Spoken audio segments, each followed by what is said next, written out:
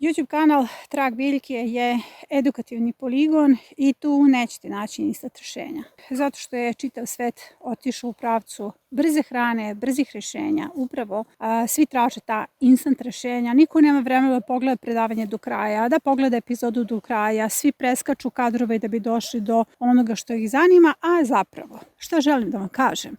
Priroda ne nudi instant rešenja.